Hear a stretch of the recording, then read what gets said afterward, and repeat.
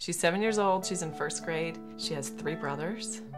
It was the week of her first birthday, and she had been sick for kind of a while. So finally one night we just brought her into the emergency room and they admitted her and did some tests, and they told us a couple days later that she had this tumor in her abdomen and around her spine. She went into surgery the next day.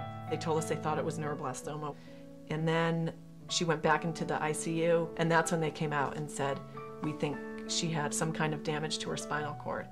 They didn't expect her to recover, so they said she would be paralyzed. And then slowly we started seeing little flickers in her legs. The doctor didn't believe that the muscles were twitching in her legs. He thought it was just uncontrolled, but we would tell her to kick her leg and we would see a little flicker. They said, hey, she's getting movement back.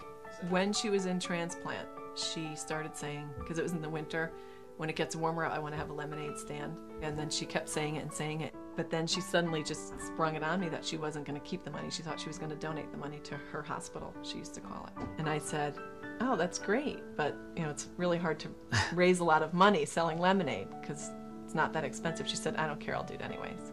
And then the day came, and first one she raised $2,000.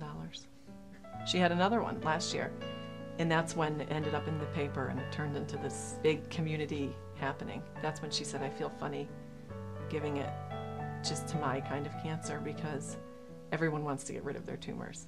She is up over $60,000 now. One of the things that she does is she's an inspiration to other people. To me, she's heroic because she's been through so much. Some people have gone so far as to say, you've changed my life. I read your story and I feel like I have nothing to feel sorry about for myself. And that's because of her. She's turned something bad into something good. And I admire her for that as much as I could admire anybody. And she's only 7. Her attitude and what she's done and what she's inspired in other people, I think is what makes her a hero.